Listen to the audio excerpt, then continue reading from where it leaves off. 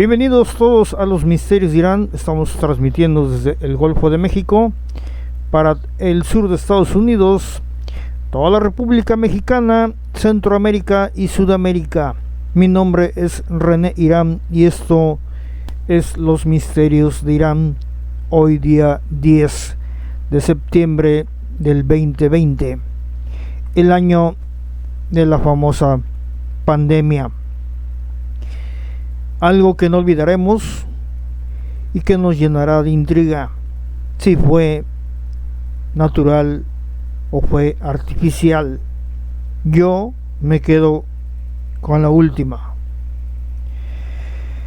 Cosas han ocurrido en el mundo y antes de entrar de lleno, nos vamos a ir hasta el Cono Sur, allá en Buenos Aires. Hoy nos trae un tema interesante, Viviana Bryson.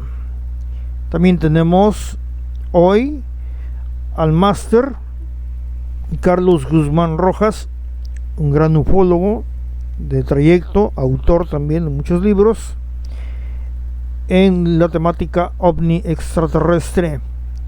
También tenemos al investigador ovni Juan Carlos Aliaga.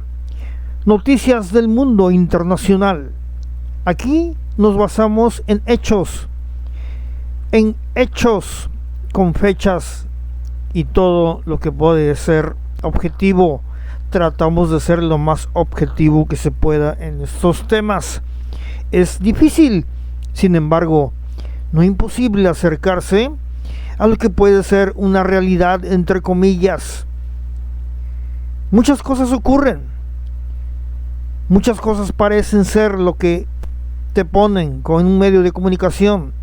Sin embargo, hay dos versiones, la oficial y la de investigación. La primera, la versión oficial, que por lo general es embustera. Y la segunda, la versión de la investigación, que es ahí en donde se encuentra la verdad oculta. Vámonos a Buenos Aires. Viviana Bryson, ufóloga, investigadora, colaboradora de múltiples medios internacionales. Hoy con el tema acústica y sonidos en sitios sagrados como en Stonehenge, allá en Inglaterra. Viviana Bryson, desde Buenos Aires, Argentina.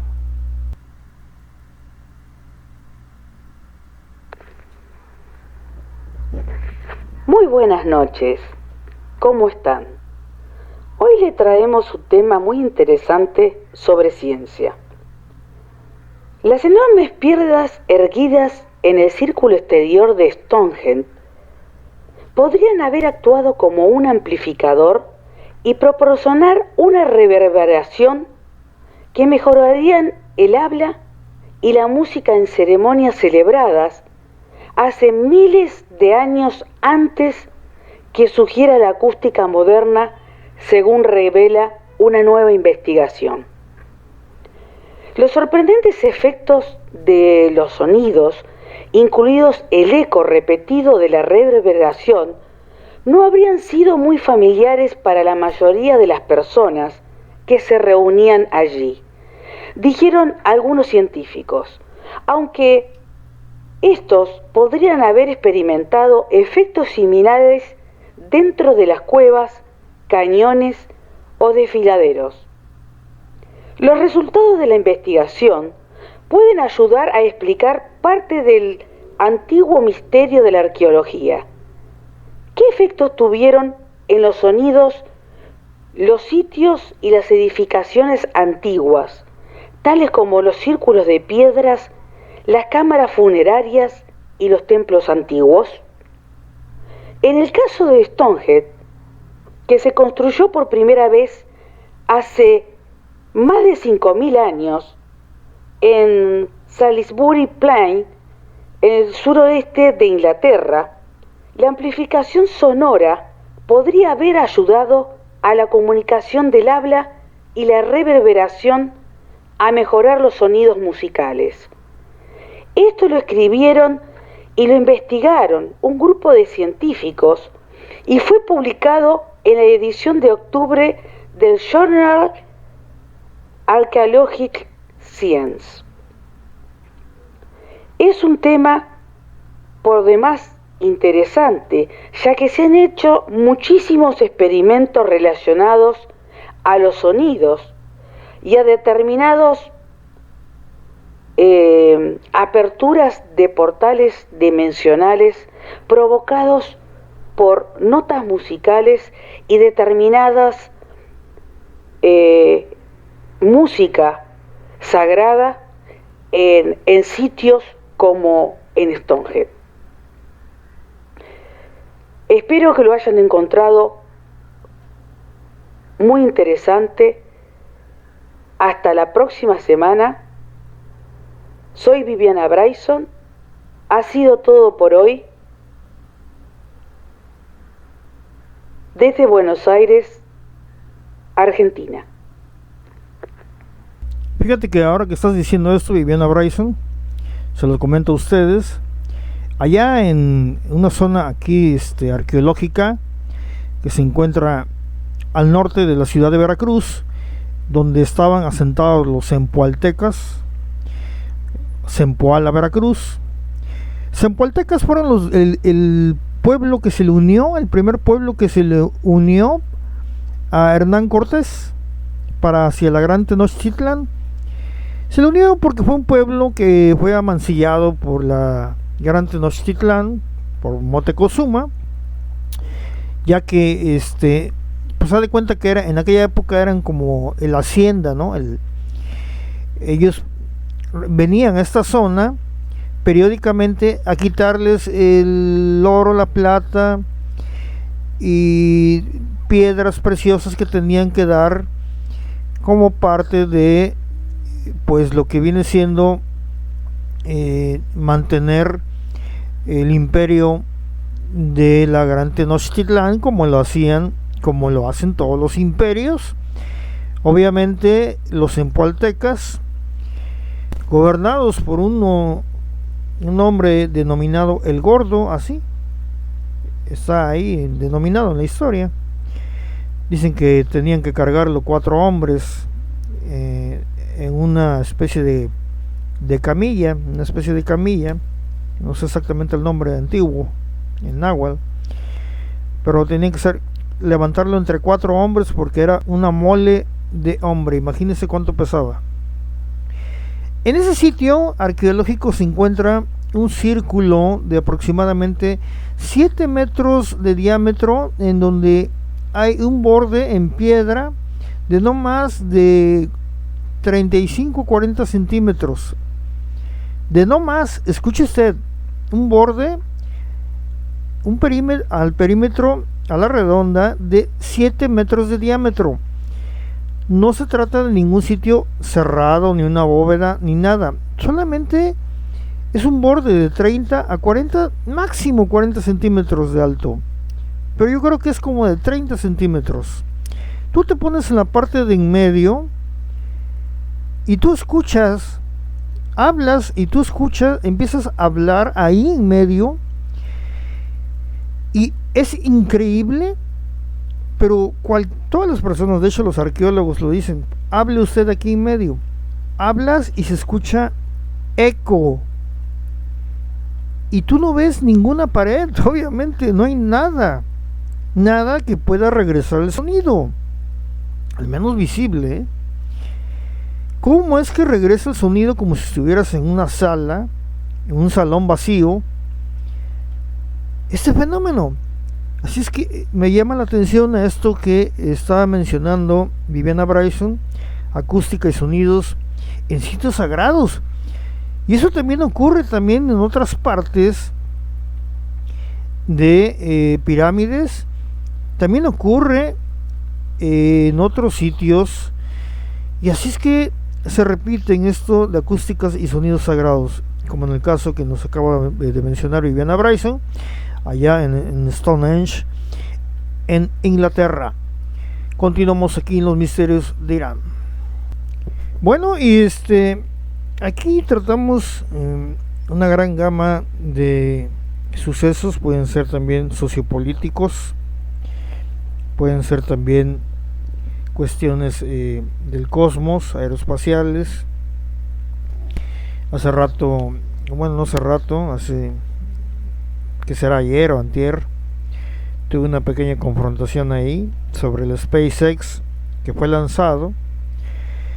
Entonces yo puse de que eso era extraño, que se había observado un halo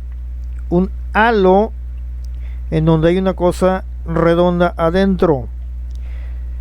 Bueno, a mí se me dice que es el SpaceX, que no tiene nada de extraordinario lo que yo estoy diciendo, y me envían las notas de que fue que dónde salió y que etcétera. Pero señores, sea lo que sea, SpaceX está utilizando otra tecnología. Quiero que se graben bien eso, la gente que tiene la explicación para todo. Las cosas no son como aparentan ser. Estados Unidos es el profesional en la magia. Ellos experimentan y te ponen una nota para que tú te tragues el anzuelo, pero con todo y carnada. Hay que recordar que la NASA ya tiene tiempo investigando sobre el plasma. Lo que se observó en el lanzamiento de SpaceX, que ha sido filmado por pilotos, se ve un halo que no tiene nada que ver con un despegue de una sonda, un halo que se expande después de un despegue normal. El despegue del cohete es normal, pero luego ocurre un extraño fenómeno. Se expande un halo y como ionizado, como plasmático, en el cual se puede ver una esfera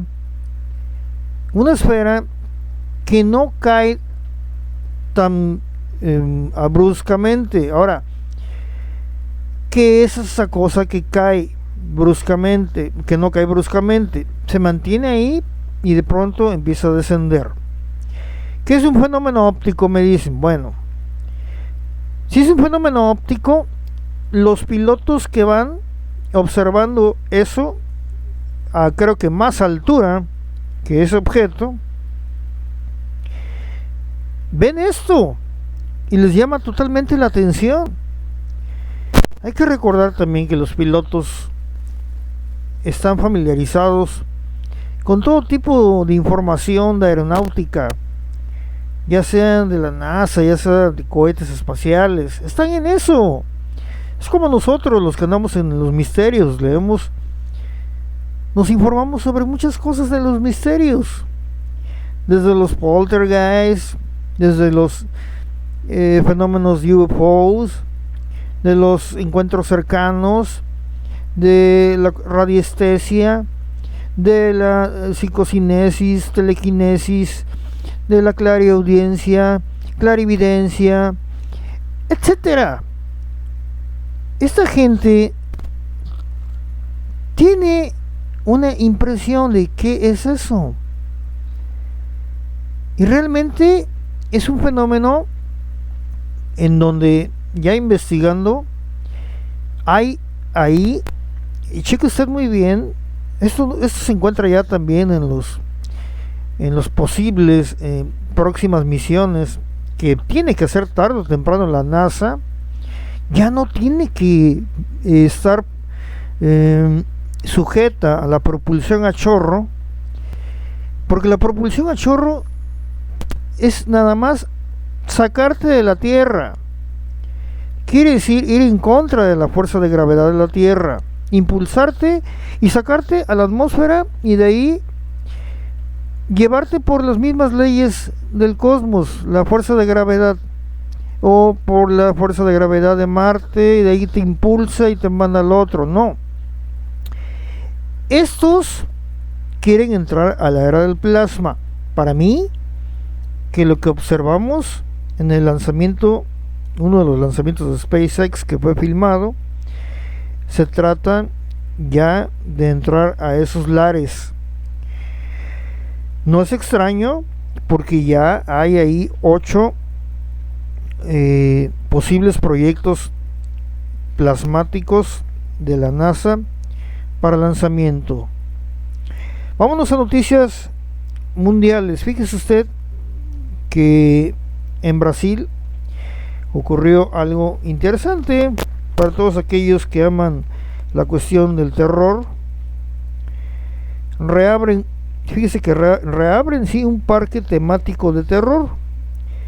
Este parque temático Hopi Hari, ubicado en la ciudad brasileña de Sao Paulo, reabre sus puertas con la novedad de que todo el recorrido sea realizado en automóvil, como lo está ocurriendo en época de esta pandemia. En Sao Paulo, una rueda gigante con luces rojas ilumina un camino lúgubre en un parque de diversiones con temática de terror en Brasil. Una fila de autos se desplaza lentamente mientras actores vestidos de hombres lobo y brujas se acercan a los vehículos con los brazos extendidos. Aparece otra escena apocalíptica. 2 zombies devoran a una víctima. Gente en decenas de autos acudieron el viernes pasado a el parque de diversiones Hopi Hari en Vinhedo, estado de Sao Paulo.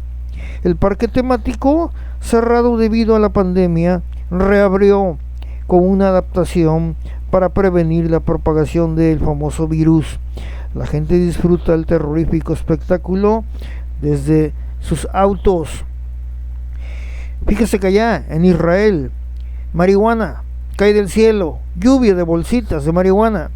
Un grupo llamado Dron Verde lanza cientos de sobres con marihuana en el plaza central de Tel Aviv para regocijo de los incrédulos transeúntes.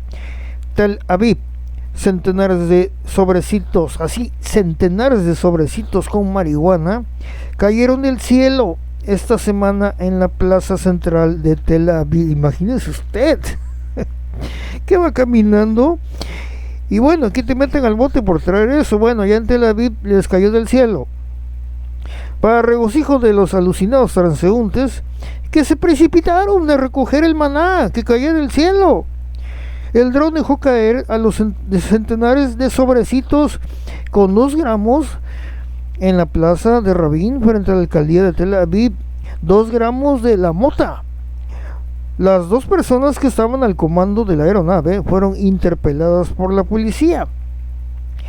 Pero el dichoso maná celeste seguirá probablemente cayendo, pues Dron Verde ha anunciado que el proyecto Lluvia de Cannabis proseguirá cada semana en un lugar distinto de Israel hasta que caiga del cielo 1 kilo de cannabis en total. ¿Qué le parece a usted este mundo crazy? Loco. Hijo de su, qué cosa tan extraña. Una explosión en mezquita deja 16 muertos en Bangladesh. Una explosión por gas, entre comillas, en una mezquita deja al menos 16 muertos en Dhaka, la capital de Bangladesh. Se reportan 25 personas hospitalizadas en estado grave. Vámonos a la Ciudad de México. Allá se encuentra uno de los grandes investigadores del fenómeno OVNI de México, expresidente de la Mutual UFO Network en México, autor de muchos libros. Bueno, él es Carlos Guzmán Rojas. A continuación, aquí dentro de los misterios de Irán. Ponga usted atención. Hola, ¿qué tal? Muy buenas tardes, muy buenos días, muy buenas noches, en donde quiera que ustedes se encuentren. Bienvenidos nuevamente a este programa de los misterios de Irán. Mi nombre es Carlos Alberto Guzmán Rojas y vamos a continuar con la serie de cápsulas sobre las experiencias de los primeros contactados en México de los años 50, 60 y 70. Hemos estado revisando la experiencia de una dama, la experiencia de una contactada, de la señora Matilde Ariciaga de Fernández. Vamos a hacer en esta cápsula un paréntesis. Ya estamos por terminar de comentarles esta experiencia de la señora Matilde, y quiero regresarme unos años atrás, unos 10 años atrás, porque recuerden que la experiencia de la señora Ariciaga se refleja o aconteció en el año de 1965, cuando sus contactos telepáticos empezaron. Desde luego que este otro contactado, nuevamente tenemos la problemática que presentan todos los demás contactados. ¿Y las pruebas? ¿Y dónde están las pruebas? Bueno, pues me quiero yo referir en esta ocasión a un contactado que está muy cercano, pero cercanísimo a la fecha de cuando Salvador Villanueva Medina tuvo el contacto. Hay que recordar que Salvador Villanueva Medina, en su experiencia, está referida al año de 1953, por ahí del mes de agosto. La experiencia que yo les voy ahora a contar, haciendo un paréntesis, es sobre el contactado denominado o llamado Antonio Apodaca. Esta experiencia seguramente que pues yo mismo no la conocía, yo la conocí muchos años después de que esta se había sucedido, porque la experiencia fue publicada por ahí de mediados de la década del 50, y quien la dio a conocer fue un periodista de Novedades. Novedades, bueno, pues ya es un periódico que desapareció de la Ciudad de México, fue uno de los grandes periódicos que existieron precisamente en los 50, en los 60 y en los 70, y esta experiencia la escribe el periodista que dio a conocer precisamente la historia de Salvador Villanueva Medina. Este periodista escribía con un seudónimo de M.GB. Nunca se supo exactamente quién fue este periodista. Algunas personas que yo recuerdo muy vagamente me llegaron a decir que el nombre verdadero de este periodista era Manuel Gutiérrez Balcázar. No lo sé. Si alguno de las personas que nos están escuchando aquí en México conocieron, o inclusive a algunos de sus familiares, pues yo les agradecería mucho que nos dieran datos de dónde se encuentra. O seguramente, bueno, ya no está con nosotros, porque para ese entonces pues ya era una persona madura. Bueno, él empieza su serie de artículos de este contactado de Antonio Apodaca, haciendo un preámbulo y refiriéndose a la experiencia de Salvador Villanueva Medina. Él está completamente convencido de que la experiencia de Salvador Villanueva fue verdadera, y menciona aquí en el primer artículo referido a este nuevo testigo, a este nuevo contactado, que don Salvador Villanueva fue interrogado muchas veces por George Adamski. Yo sabía, sí, por otros medios, por el señor Jean Norrie, que en paz descanse, un inglés que llegó a radicar aquí a México. Él lo conoció directamente, y que había tenido un encuentro George Adamski con Salvador Villanueva Medina. Por ahí debe de existir alguna fotografía donde están ambos en esa reunión, de estos dos primeros contactados, tanto George Adamski como Salvador Villanueva Medina. Yo en alguna ocasión le pregunté a don Salvador, que tuve pues la fortuna de llegarlo a conocer, le dije: don Salvador, y bueno, ¿usted qué opina de la experiencia de George Adamski? Lo que me contestó no fue un sí la acepto o no la acepto, sino él me contestó que cuando él vino, cuando estuvieron reunidos, las preguntas que le hizo fue para saber más sobre su caso, más que don Salvador que le hiciera preguntas. Don Salvador me dio a entender que Adamski estaba muy intrigado por conocer más, pero para que a través de ese conocimiento él diera a conocer también pues la experiencia que él había tenido. Bueno, entonces volvemos al primer artículo donde empieza la narrativa de este contactado de Antonio Apodaca, y él dice que esta experiencia le llegó por correo. ¿Y cómo es que le llegó por correo? Bueno, pues resulta que Antonio Apodaca vivía en aquel entonces. La experiencia de Antonio Apodaca acontece precisamente también en el año de Salvador Villanueva Medina. Sin embargo, la de Antonio Apodaca es 2-3 meses después. La de Antonio Apodaca ocurre en octubre de 1953. Y él escribe en este primer artículo, que lo estoy tomando de precisamente del periódico Novedades. Vamos, yo pues ni había nacido. Estos artículos me fueron heredados amablemente por mi gran amigo, el ufólogo Jorge Reicher Brauer, y yo los he conservado con mucho cuidado, porque pues es un periódico que prácticamente ya se encuentra deshaciéndose por la cantidad de años que tiene. Bueno, entonces MGB, el periodista que empieza a narrar esta experiencia, dice que le llegó esta experiencia, le llegó un escrito vía correo, y allí en esa experiencia este contactado de Antonio Apodaca dice que vive en Guadalajara, que vive a unas horas de la ciudad, que tiene un rancho y que sus estudios no van más allá del nivel secundaria, porque él tuvo que pues empezar a trabajar. Le relata que esta experiencia la tuvo en su rancho. Pero un punto antes que quiero yo remarcar también, aquí el periodista MGB de Novedades dice que a él le parece extraordinaria la experiencia de este Antonio Apodaca, y dice que le parece realmente fantástica, y voy a leer 3 líneas, las voy a tomar textuales del primer artículo de MGB. Dice que el relato le parece inverosímil, pero que hay muchos signos que le indican que es cierto, lo que, por fantástico que parezca.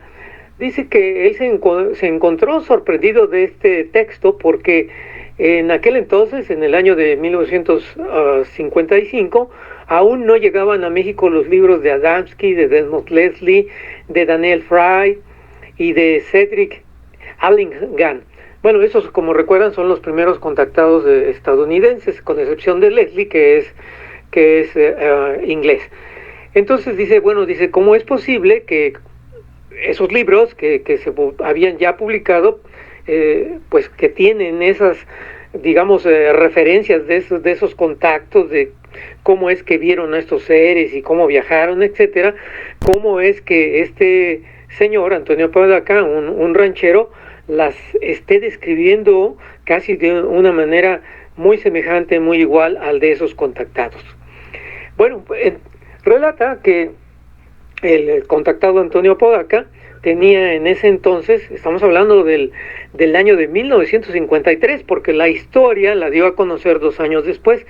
Resulta que Antonio Apodaca conoce también los artículos de MGB que son publicados con anterioridad al año de 1955, y debido a que un pariente que conocía su experiencia y que ese pariente vivía en la Ciudad de México, este pariente le juntó los artículos que se publicaron sobre Salvador Villanueva Medina, y por eso es que decidió escribirle a este periodista de Novedades, MGB. Bueno, pues relata que el Antonio Apodaca en ese entonces tenía 23 años. Vamos a hacer aquí una pausa y bueno, pues vamos a empezar esta nueva revisión de este fascinante contactado. Ustedes van a decidir si aceptan esta historia o la desechan, tal cual como también al principio del artículo de MGB dice, bueno, pues ahora que estamos tratando esta nueva experiencia, en realidad puede ser simplemente una puerta hacia un mundo fantástico. Él mismo no se encontraba convencido del escrito, pero bueno, ustedes al final de estas cápsulas van a decidir al respecto. Vamos a dejar aquí entonces la introducción de este nuevo contactado, Antonio Apodaca, de mitad de la década de los 50. Me despido, mi nombre es Carlos Alberto Guzmán Rojas y los invito nuevamente a estar en el programa de los misterios de Irán. Hasta pronto. Gracias, Máster Antonio Guzmán Rojas. No sabía yo de Antonio Apodaca en el año de 1953. Bueno, tú nos tienes muchos contactados mexicanos, muchos han sido documentados, otros malamente, e incluso tenemos aquí, como tú has platicado, Salvador Villanueva, y muchos que has sacado en los Misterios de Irán. Te felicito por esa gama de libros que has presentado de colegas mexicanos, grandes ufólogos, y también libros tuyos, también libros de la ufología, donde has participado con otros investigadores siendo coautor. Es interesante lo que estás presentando. Y bueno, vámonos. Muchas gracias, Carlos Guzmán Rojas, ufólogo mexicano, orgullosamente. Vámonos a escuchar una pequeña nota que encontré y se me hace muy interesante. Proviene de HR Puebla. A continuación es medioambiental esta nota. Vamos a escucharla a continuación. Esto, Javier, por la deforestación, la industria, la explotación de los ríos, y también está aumentando el riesgo de futuras pandemias porque el hombre extiende sus dominios en zonas salvajes. En América Central se reporta que desapareció el 94% de las especies. En menos de 50 años, el planeta ha perdido el 70% de la fauna salvaje. Así lo denuncia en su informe la ONG Fondo Mundial para la Naturaleza. La principal causa, la actividad humana, la industria, la explotación de los ríos y la deforestación. Además, también alertan sobre el riesgo de futuras pandemias a medida que el hombre extiende su presencia en zonas salvajes. En el caso de las áreas tropicales de América Central y del Sur, la pérdida es tremenda, con la desaparición del 94% de las especies. Enrique Segovia, del Fondo Mundial para la Naturaleza, nos habla de las causas de este panorama. El avance de los frentes de deforestación, ¿no? Pensemos, por ejemplo, en Brasil o en Bolivia, cómo se sigue atacando a la Amazonía, se sigue deforestando, se sigue... En esas zonas, sobre todo lo que más se ha analizado, lo que más información se tiene en esas zonas son de peces, de anfibios y de reptiles, también por especies invasores y por enfermedades que están generadas por los cambios en los hábitats. Por ejemplo, la sobreexplotación de los ríos están acabando con las especies, con los peces. En fin, las cifras son de susto, Javier. 70% de la fauna salvaje y el 94% de las especies en América Central. Muy triste. Preocupante, ¿no? Digo, son estadísticamente hablando, es un porcentaje muy amplio de deforestación y de lo que puede conllevar a esto, ¿no? La pérdida incluso de animales que están en vías de extinción. Ahorita vamos a ir a otra nota interesante a nivel internacional. Mire, seguimos con las notas a nivel internacional. Bueno, la ONU sale, últimas noticias, todo esto, la alerta a la ONU, un riesgo de hambruna causados por conflictos armados y pandemia, dijo Antonio Guterres. El Congo, Yemen, Nigeria y Sudán del Sur, países vulnerables. El secretario general de las Naciones Unidas, Antonio Guterres, advirtió que hay riesgo de hambruna e inseguridad alimentaria generalizada en 4 países sumidos en conflictos armados.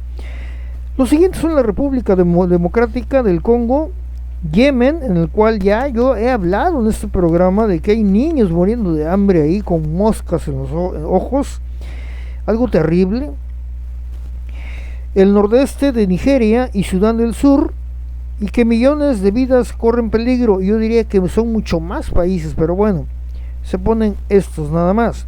Tan solo hay que escuchar ahorita lo que está cruzando Perú, Perú está cruzando una situación económica por estos señores totalmente arbitrarios, falta de humanismo, que son corporativos, que exigen el pago de gente que ha estado sin trabajo por más de 3 meses, pero les quieren cobrar hasta lo último.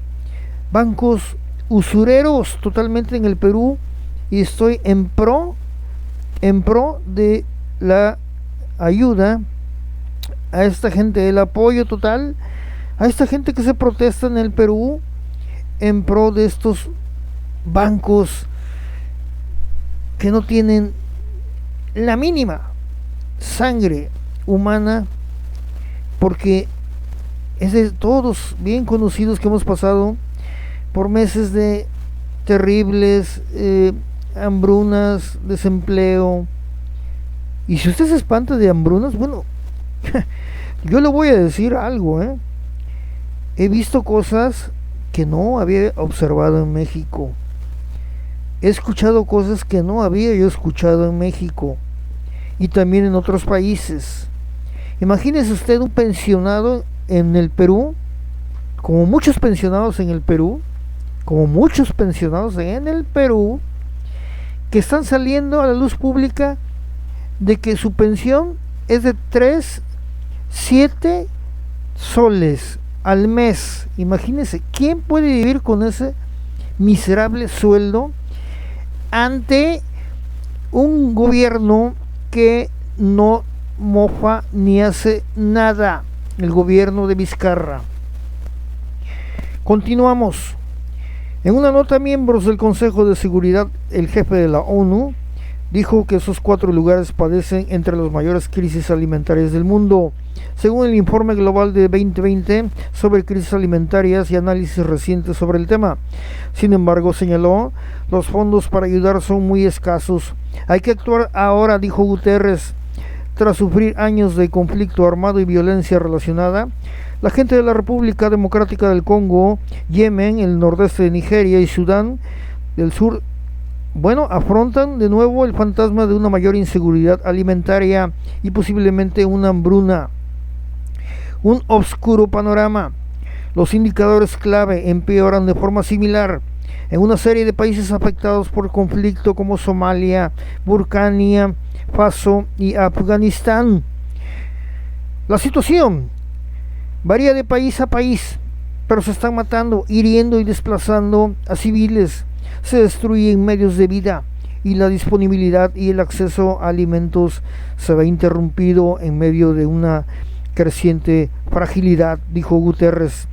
Al mismo tiempo, las operaciones humanitarias se ven atacadas, demoradas, o se les impide prestar una asistencia que salva vidas.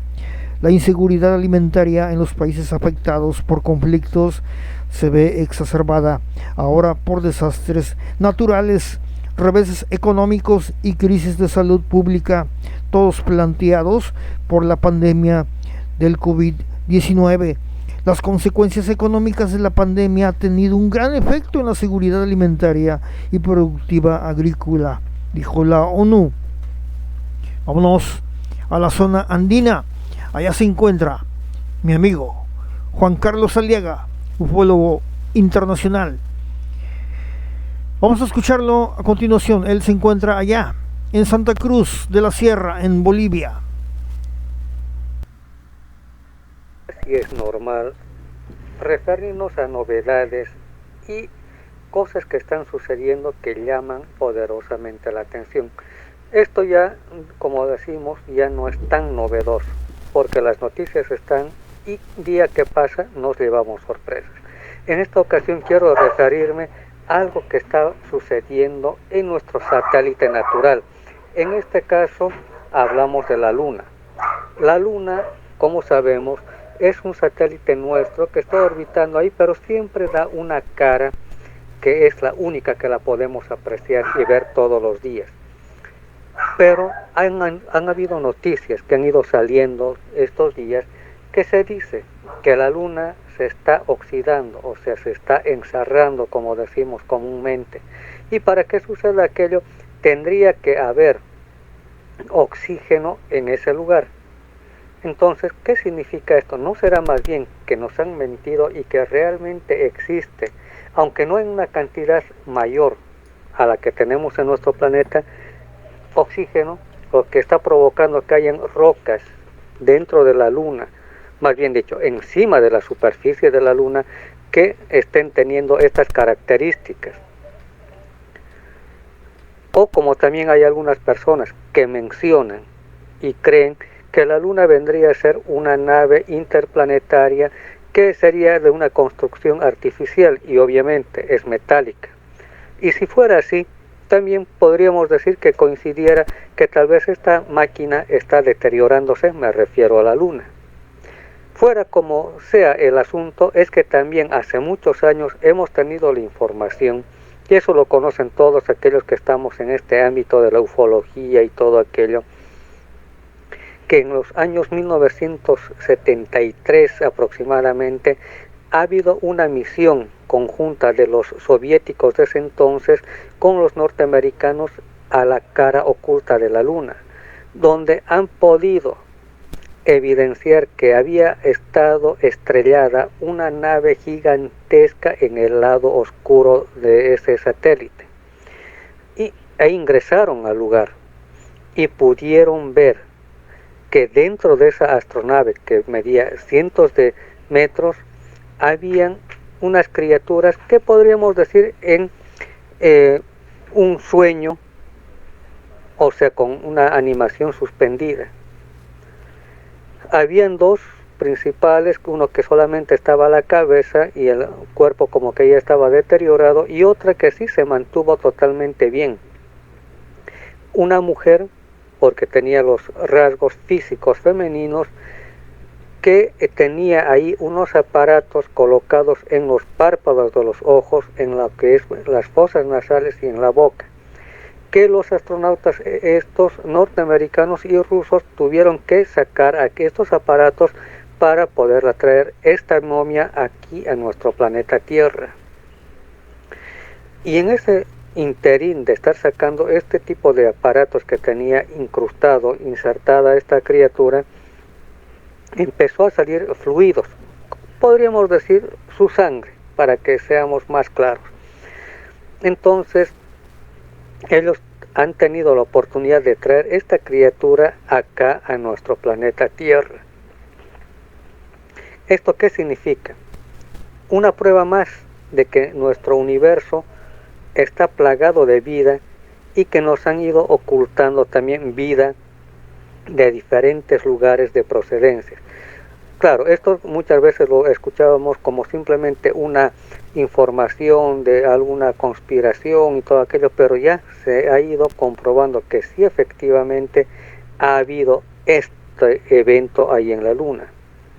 Y si hablamos acerca de otros satélites, otros cuerpos de nuestro sistema solar, podemos hablar también de Ganímedes. Aquello que nos hablaban aquellas personas que tenían contacto de un grupo bastante conocido a nivel internacional, allá también por los años 70, que comentaban que habían tenido contacto con seres del espacio, que venían de Ganímedes, etcétera, etcétera, y que daban también un relato para muchos tal vez al principio muy fantasioso, tal vez un relato que es de ciencia ficción. Y ahora sondas espaciales que se están mandando ahí hacia nuestro sistema solar sacaron fotografías también de Ganímedes, que es una de las tantas de las 60 y pico lunas que tiene Júpiter, donde se logró comprobar que sí efectivamente hay lugares que parecería que tiene ciudades, que albergaría vida, que habría también actividades ahí. Y uno vuelve a recordar aquellos relatos de esos grupos, de esa gente que hablaba de contactos, y es como que se estuviera comprobando aquello. Sin ir más lejos también, otro planeta, ahí está Marte. Marte, con todo ese supuestamente territorio rojizo, casi desértico, que también nos hablan que tuviera agua internamente, y que también se logró comprobar que hay algunos sectores que tuviera como una especie de ciudadelas o colonias.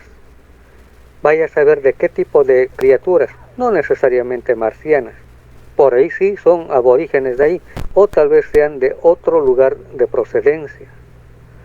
Otro caso bastante interesante es Venus. Cosa similar ocurrió cuando empezaron a fotografiar de igual manera la superficie de Venus, donde también se logró ver que también hay tipo ciudadelas, algunas en ruinas y otras como que tuvieran actividad todavía en ese lugar.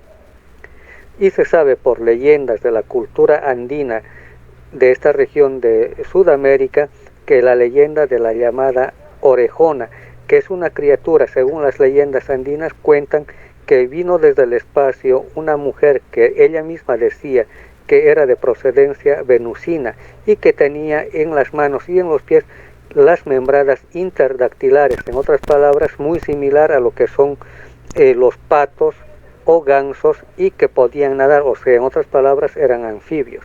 Saquen sus conclusiones. Soy Juan Carlos Aliaga para Misterios de Girán, Bolivia. Interesantes datos.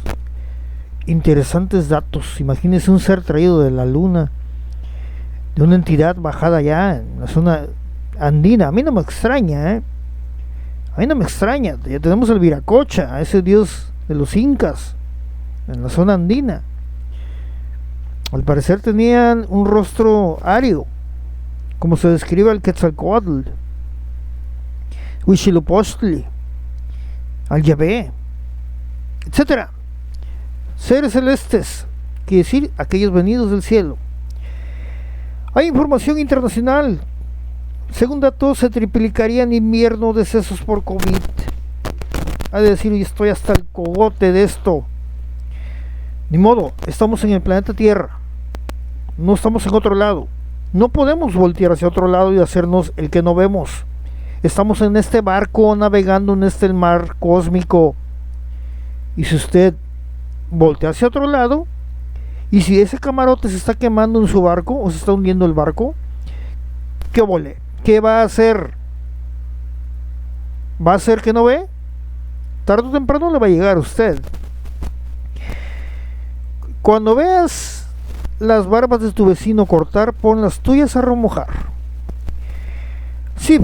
Las cifras en enero alcanzarían hasta los 2.8 millones de muertes debido a la llegada del invierno. Las proyecciones que publicaron esta semana el Instituto de Métricas y Evaluación de la Salud, IHME, por sus siglas en inglés, de la Facultad de Medicina de la Universidad de Washington, muestran cómo crecerían las muertes mundiales. Con las nuevas predicciones, suponen que los fallecimientos podrían acceder a 2.8 millones en el mundo para el 1 de enero del 2021, 1.9 millones más que los actuales. En diciembre, las muertes diarias podrían llegar a 30,000. Cheque usted esto. ¿Está usted checando bien lo que le estoy diciendo? Al menos lo que se nos está aquí informando de unas fuentes, pues es el Instituto de Métricas y Evaluaciones de Salud, no es la OMS. Dicen que podría haber fallecimientos, podrían ascender a 2.8 millones en el mundo en 1 de enero, 1.5 millones más que los actuales. En diciembre, repito, las muertes diarias podrían llegar a 30,000, a menos que distintos países endurezcan sus medidas para evitar la propagación.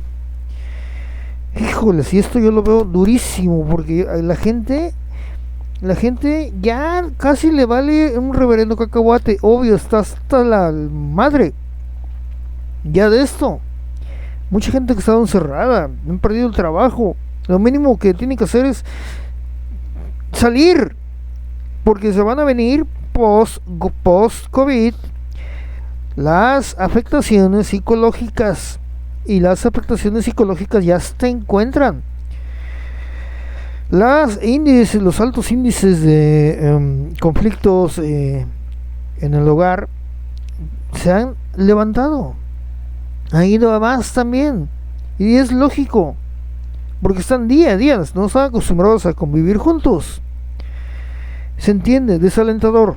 Estas primeras proyecciones mundiales por país ofrecen un pronóstico desalentador, así como una hoja de ruta hacia el alivio del COVID-19 que los líderes gubernamentales y las personas puedan seguir, afirmó Christopher Murray, director del IM.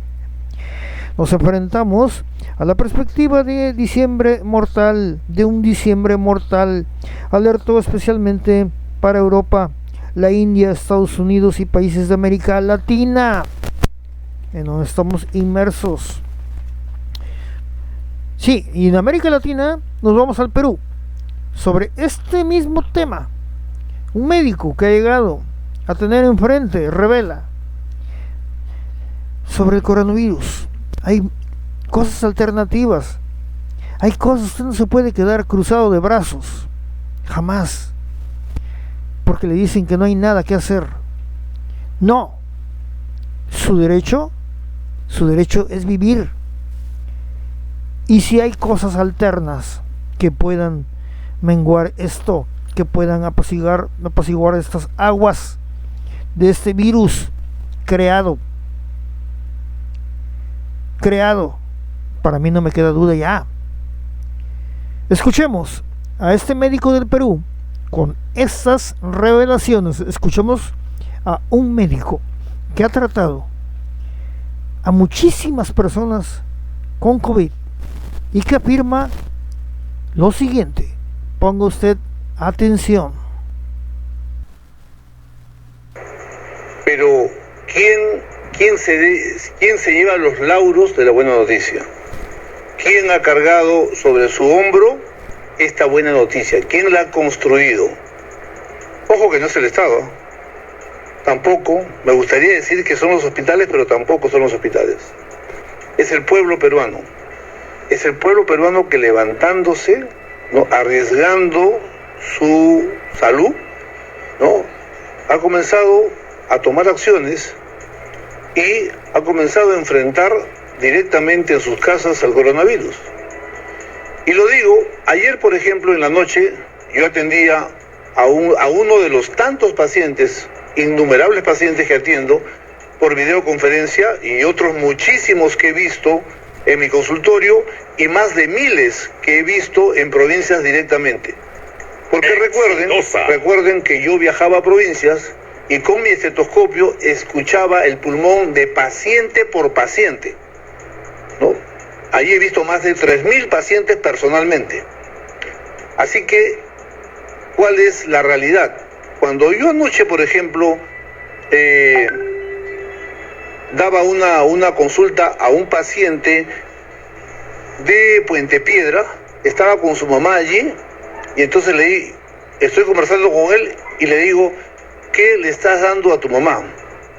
Y este muchacho, que tendría unos 23 años de edad, me dijo, doctor, le estoy dando a mi madre ceftriaxona 2 gramos al día endovenoso, más dexametasona, más enoxieparina. La tengo boca abajo y tengo mi saturador de oxígeno, ¿no?, que tenía su saturador de oxígeno, su pulsímetro, y tenía su maquinita, ¿no?, su concentrador de oxígeno, y encima me dijo este muchacho, y está con respirador de reservorio. Un poco más, me paro, lo aplaudo y lo beso, porque ese es el pueblo peruano, ese chico. Y a través de la cámara que yo veía una casa humilde, no una casa de Monterrico, de San Isidro, de Surco, de Miraflores, no, veía una casa, era humilde, y ahí estaba el hijo con los 2 hermanos, ¿no?, en una casa pequeña con la madre asistiéndola con todo. El éxito, no, contra el coronavirus no es de ninguna medida que ha dado el MINSA, ni el Estado peruano, ni nada que se parezca. Ha sido que el pueblo peruano, como siempre, se ha puesto de pie y ha luchado hasta el final, como Francisco Bolognesi, hasta el último cartucho. Es cierto que hay una gran caída, pero no son por las medidas de urgencia, porque se tardó horrores en conseguir oxígeno, se tardó en conseguir la medicación al precio justo, se tardó horrores en que los médicos bachilleres puedan estar en las postas de primera atención. Nos tardamos en todo, jalados en todo. Es el pueblo el que tiene el mérito, el valor, una vez más, de haber salido adelante en esta pandemia. Y sí, es cierto, hay esperanza, claro que hay esperanza, hay alegría dentro del dolor, hay alegría, pero que nadie se jacte de este éxito, porque no hubo nunca estrategia, nunca hubo una estrategia, nunca hubo una oportunidad de cambio, no, nunca hubo un criterio realmente unido porque cada gobernador hizo lo que le dio la reverenda gana en su región, porque nunca convocaron a los médicos.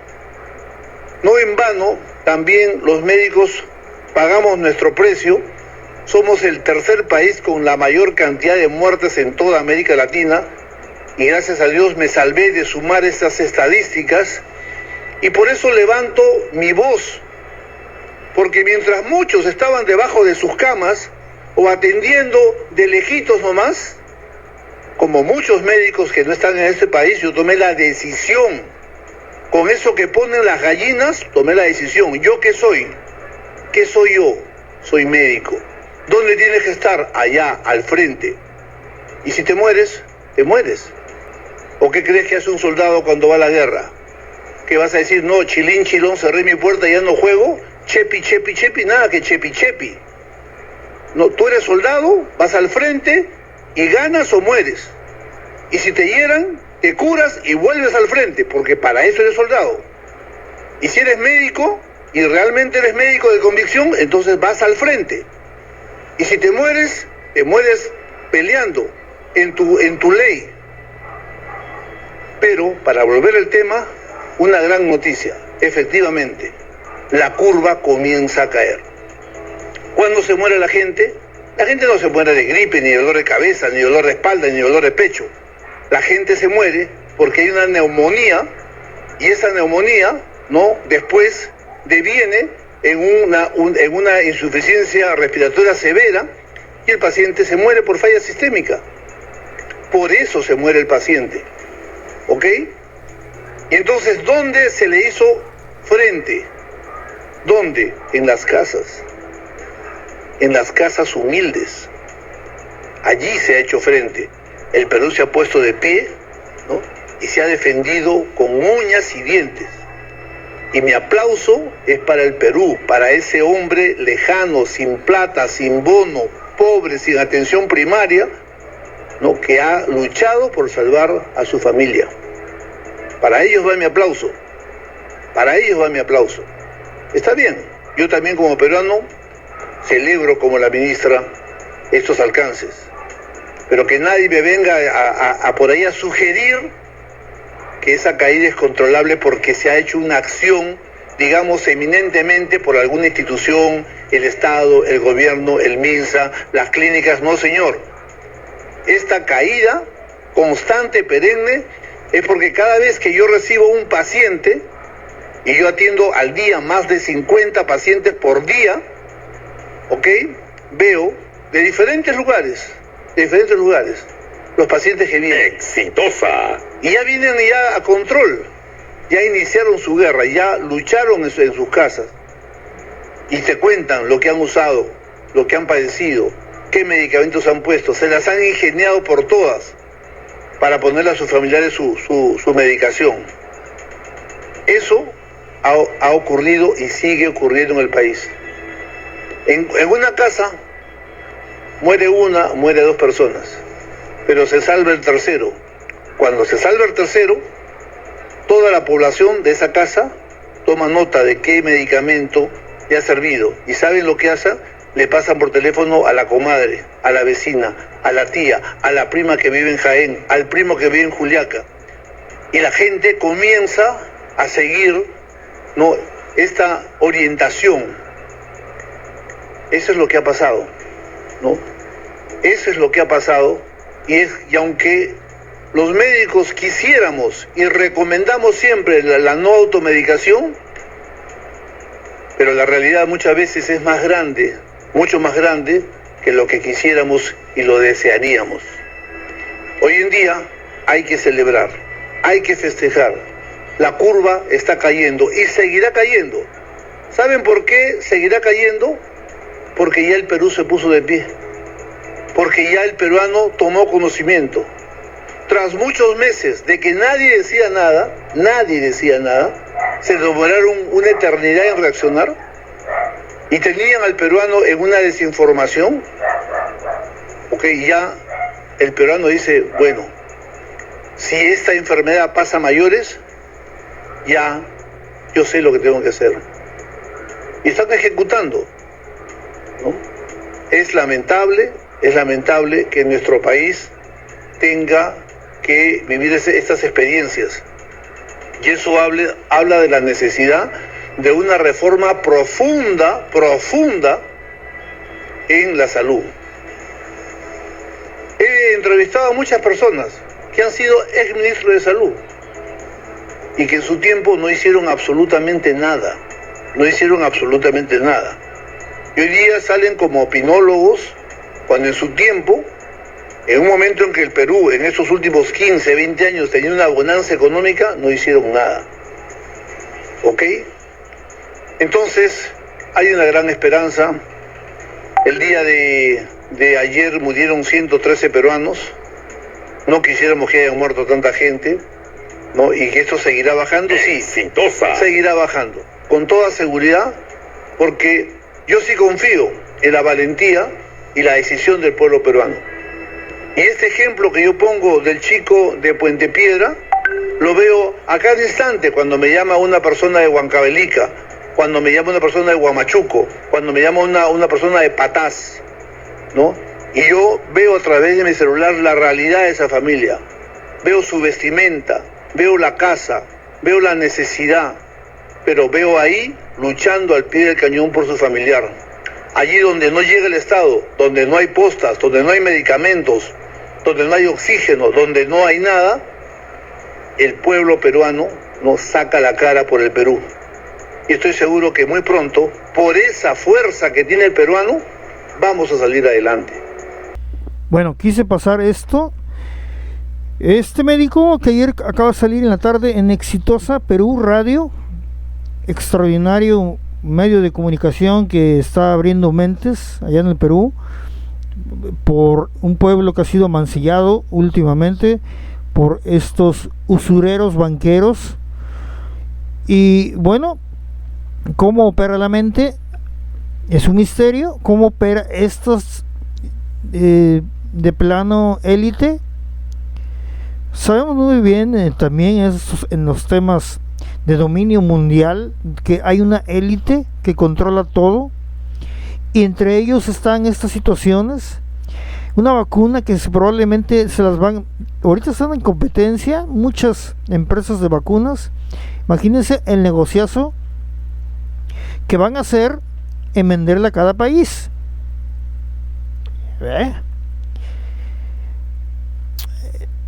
Se crea